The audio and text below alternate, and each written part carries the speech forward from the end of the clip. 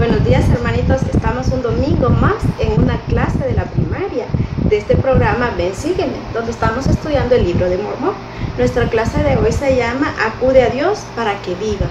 Y esta semana estuvimos leyendo algunos mandamientos que Alma dio a su hijo Elamán y Chiblón. Y nos vamos a concentrar un poquito más en los mandamientos que le dio a Elamán.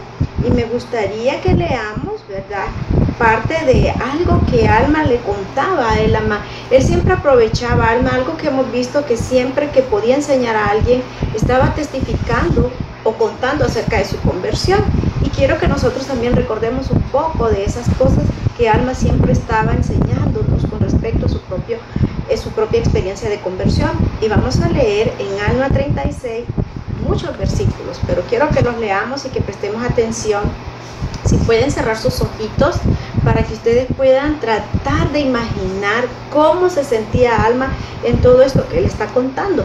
Vamos a identificar cómo se sentía cuando reconoció su culpa, cuando el ángel le enseñó, ¿verdad?, lo que estaba pasando, y también cómo se sintió después de la oración o la exclamación que extendió al Señor. Entonces vamos a leer desde del 6 hasta el 21 en el capítulo 36. Y por favor cierren sus ojitos y traten de sentir o de imaginar lo que Alma sentía. Porque yo andaba con los hijos de Mosía, tratando de destruir la iglesia de Dios, mas he aquí Dios envió a su santo ángel para detenernos en el camino. Y he aquí nos habló como con voz de trueno, y toda la tierra tembló bajo nuestros pies, y todos caímos al suelo, porque el temor del Señor nos sobrevino. Mas he aquí la voz me dijo, levántate, y me levanté, y me puse de pie, y vi al ángel, y me dijo, a menos que tú de ti mismo quieras ser destruido, no trates más de destruir la iglesia de Dios. Y aconteció que caí al suelo. Por el espacio de 3 días y 3 noches no pude abrir mi boca ni hacer uso de mis miembros. Y el ángel me dijo más cosas que mis hermanos oyeron, mas yo no las oí, porque al oír las palabras, a menos que tú por ti mismo quieras ser destruido, no trates más de destruir la iglesia de Dios. Me sentí herido de tan grande temor y asombro de que tal vez fuese destruido, que caí al suelo y no oí más. Pero me atemorizaba un tormento eterno, porque mi alma estaba atribulada en sumo grado y atormentada por todos mis pecados. Sí, me acordaba de todos mis pecados e iniquidades, por causa de las cuales yo era atormentado por las penas del infierno. Sí, veía que me había rebelado contra mi Dios y que no había guardado los santos mandamientos. Sí, y había asesinado a muchos de sus hijos, o más bien los había conducido a la destrucción. Y por último, mis iniquidades habían sido tan grandes que el solo pensar en volver a la presencia de mi Dios atormentaba mi alma con indecible horror. Oh, si fuera desterrado, pensaba yo, y aniquilado en cuerpo y alma, a fin de no ser llevado para comparecer ante la presencia de mi Dios para ser juzgado por mis obras. Por 3 días y 3 noches me vi atormentado, sí, con las penas de un alma condenada. Y aconteció que mientras así me agobiaba este tormento, mientras me atribulaba el recuerdo de mis muchos pecados, he aquí, también me acordé de haber oído a mi padre profetizar al pueblo concerniente a la venida de Jesucristo. Un hijo de Dios para expiar los pecados del mundo.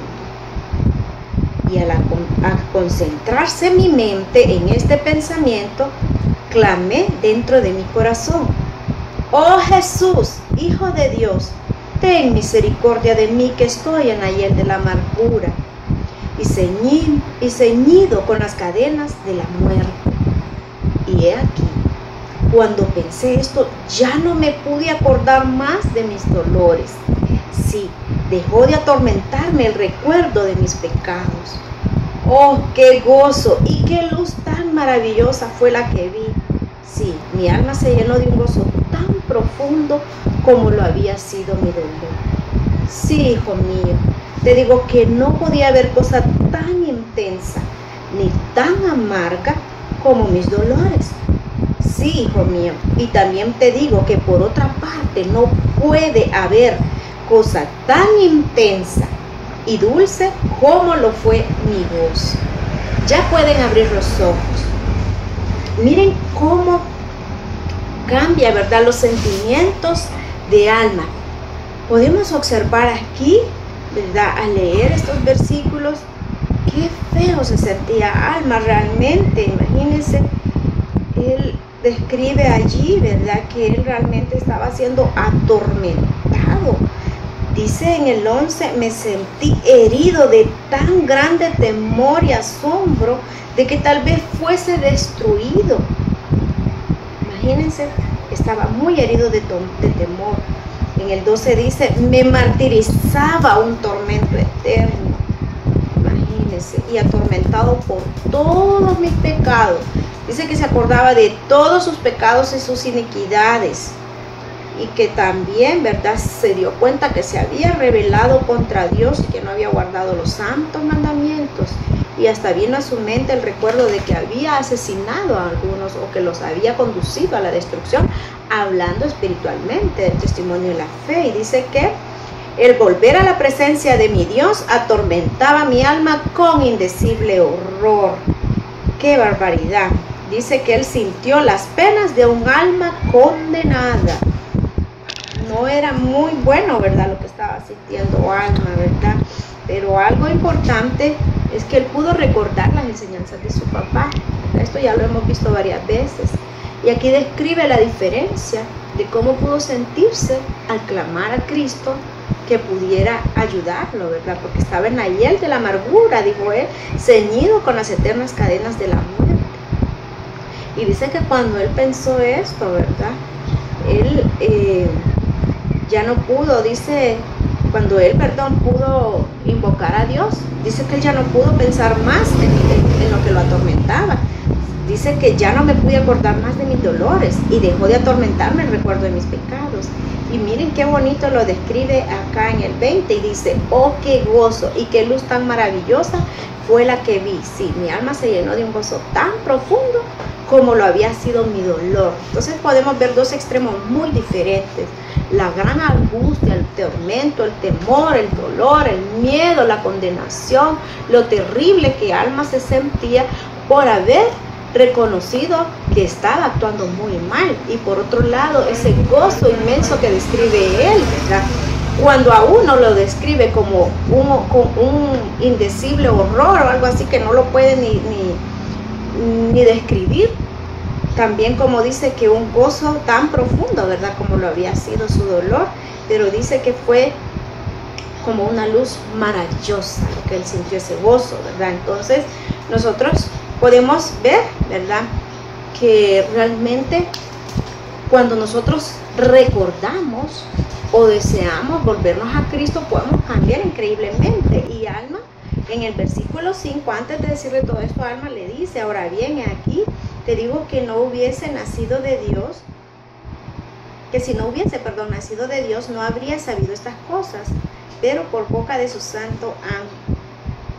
Ver estas dos grandes diferencias, ¿verdad?, de cuando reconocemos lo mal que andamos y también cuando podemos recibir el perdón que nos puede dar Dios, ¿verdad? Y Alma lo describió como siempre nos han enseñado, eso de nacer de Dios. Y en el versículo 5 de este capítulo, Alma le dijo a su hijo, ahora bien, aquí te digo que si no hubiese nacido de Dios, no habría sabido estas cosas, pero por boca de su santo ángel, Dios me ha hecho saber estas cosas, ¿verdad? Entonces, podemos nacer de Dios, ¿verdad? Hemos visto aquí la gran diferencia de cómo se sintió Alma al principio, al reconocer su culpa, y cómo estaba después, de gozoso, de que ya no existía nada de recuerdos de dolor ni de las cosas malas que él había hecho, ¿verdad? Pero estuvo en agonía, digámoslo así, 3 días y 3 noches, ¿verdad? Entonces, nosotros también, ¿verdad? Hemos nacido de Dios porque hemos recibido un bautismo, pero al igual que Alma, a veces podemos revelarnos, como decía él en el versículo 3, ¿verdad? Él sabía que se había revelado, porque él siempre supo el evangelio, ¿verdad? Su padre se lo enseñó.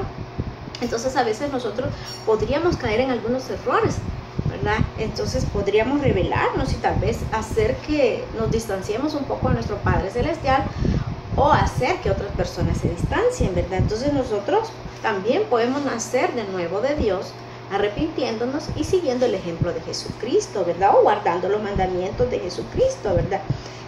Cada día, ¿verdad? Cada día debemos procurar vivir este principio, ¿verdad? O recordar esta gran verdad, que nosotros sí podemos nacer de nuevo, ¿verdad? En Dios, siempre y cuando nos acerquemos a seguir nuevamente el ejemplo de Jesucristo y arrepentirnos.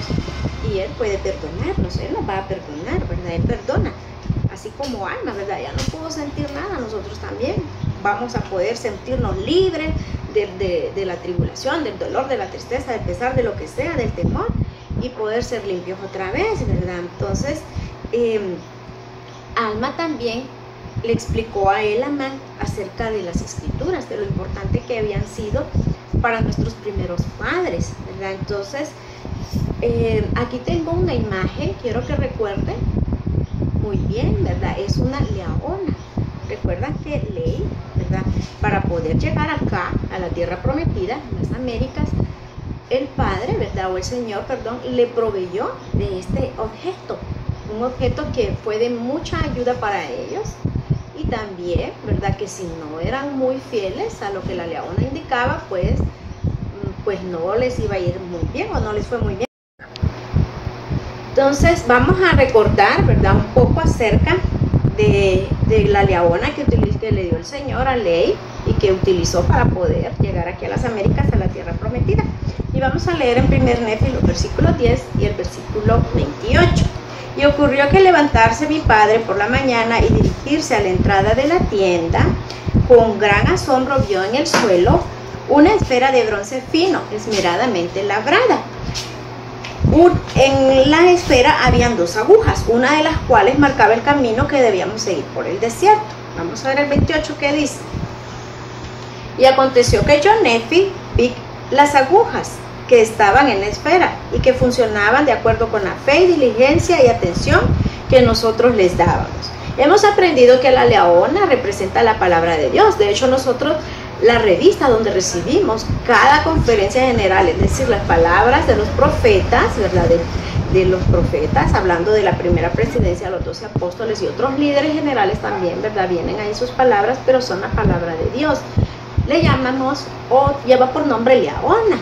Y aquí dice Nefi que la leona funciona de acuerdo con la fe, diligencia y atención que nosotros le damos.